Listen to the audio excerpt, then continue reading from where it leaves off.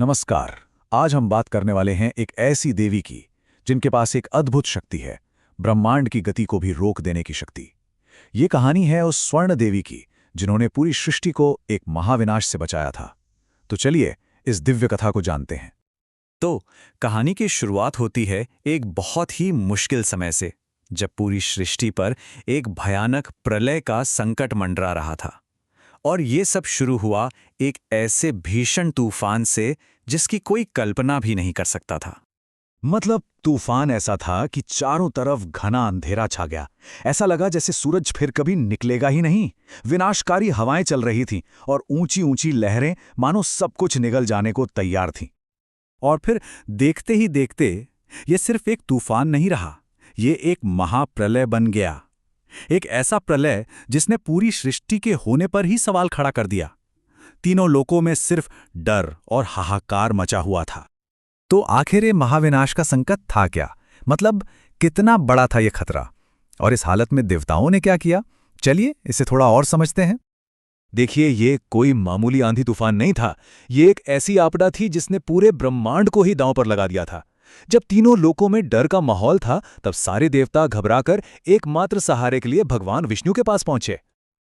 और यहीं कहानी का सबसे बड़ा टर्निंग पॉइंट आता है। जब लगा कि अब कुछ नहीं हो सकता, तब एक दिव्य शक्ति का आगमन हुआ। तो भगवान विष्णु ने सौराष्ट्र में हरिद्रा सरोवर, जिसे हल्दी का तालाब भी कहते हैं, उसके किनारे बैठकर तपस्या शुरू की। और उनकी तपस्या से उस तालाब के पानी से एक सुनहरी दिव्य रोशनी निकली। और वही रोशनी, वही तेज धीरे धीरे एक महाशक्तिशाली देवी के रूप में बदल गया। और ये कोई और नहीं, ये थी देवी बगलामुखी, सोने जैसे रंग वाली महाशक्ति, जिन्हें पीतांबरा भी कहते हैं। और उनके आते ही मानो जादू हो गया।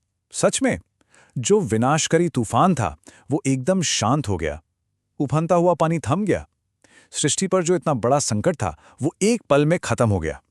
और इसी अद्भुत शक्ति की वजह से उन्हें 10 महाविद्याओं में 8वीं महाविद्या का स्थान मिला। तो मां बगलामुखी की जो शक्ति है ना, वो समझने वाली बात है। उनकी शक्ति विनाश करने की नहीं है, उनकी शक्ति है स्तंभन की। अब स्तंभन का मतलब क्या है? इसका मतलब है किसी भी गलत चीज को, किसी भी नेगेटिव फोर्स को, बुरी बातों को या दुश्मन को बस रोक देना, पैरालाइज कर देना, निष्क्रिय कर देना। ये पावर ऑफ कंट्रोल है। लेकिन कहानी यहां खत्म नहीं होती। तूफान तो टल गया, पर अब एक और चुनौती सामने खड़ी हुई। और ये चुनौती पहले से भी ज्यादा मुश्किल और खतरनाक थी।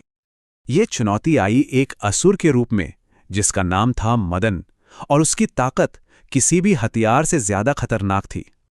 मदन ने कड़ी तपस्या करके एक ऐसा वरदान पा लिया था जो उसे लगभग अजय बना देता था।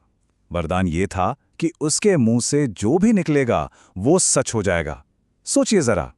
और इसी शक्ति के घमंड में उसने पूरी दुनिया में आतंक मचाना शुरू कर दिया। तो अब सवाल ये था कि ऐसे दुश्मन से कैसे लड़ा जाए जिसका हथियार ही उसकी जुबान हो। यहीं पर देवी ने अपनी स्तंभन शक्ति का इस्तेमाल किया। ये लड़ाई बड़ी अनोखी थी। एक तरफ था मदन, जिसकी जुबान से निकले शब्द सिर्फ तबाही मचाते थे। और दूसरी तरफ थी मां बगलामुखी, जिनकी शक्ति उस तबाही को ही रोक सकती थी। यह शस्त्रों का नहीं, बल्कि शब्दों का युद्ध था। तो मां बगलामुखी ने क्या किया? उन्होंने कोई हथियार नहीं उठाया। उन्होंने सीधे जाकर मदन की जीभ पकड़ ली। मतलब उसकी शक्ति जहां से पैदा हो रही थी, उसी सोर्स को ही रोक दिया। उसकी आवाज को, उसकी वाणी को ही स्तंभित कर दिया। उस वक्त मदन को अपनी गलती का एहसास हुआ। उसने कहा, मां, आप मुझे मार तो सकती हैं, लेकिन मेरा वरदान तो सच ही रहेगा। मेरी मृत्यु से तो आपकी ही महिमा बढ़ेगी। इसके बाद देवी ने उसे मुक्ति दी और संसार को उसके आतंक से बचाया। तो इस पूरी कहानी से हमें क्या सीखने को मिलता है? ये सिर्फ एक पौराणिक कथा नहीं है। इसमें बुद्धि और संयम का एक बहुत गहरा मैसेज छिपा है। ये कहानी हमें एक बहुत बड़ी बात सिखाती है कि जिंदगी की सबसे बड़ी जंग ताकत से नहीं, बल्कि अक्ल और संयम से जीती जाती है।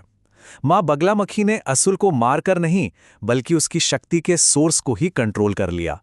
ये है असली जीत। और शायद इसीलिए आज भी लोग मानते हैं कि मां बगलामुखी की पूजा करने से दुश्मन शांत हो जाते हैं, जिंदगी की रुकावटें दूर होती हैं। जैसे उन्होंने मदन की वाणी को रोका था, वैसे ही ये माना जाता है कि वे कानूनी मामलों में झूठी दलीलों को रोक देती हैं और हमारी अपनी बातों में एक असर और सकारात्मकता लाती हैं। तो कुल मिलाकर उनकी शक्ति का असली मकसद है अन्याय, गुस्सा और झूठ को रोकना, ताकि सच और धर्म हमेशा कायम रहे। तो ये कहानी हमें एक गहरे सवाल के साथ छोड़ जाती है, सोचने पर मजबूर करती है कि अगर किसी के पास स्तंभन की शक्ति होती तो वो जीवन की किस उथल-पुथल को, किस नकारात्मकता को रोकना चाहता। जरा सोचिएगा, इसका जवाब शायद हम सबके अंदर ही मौजूद है।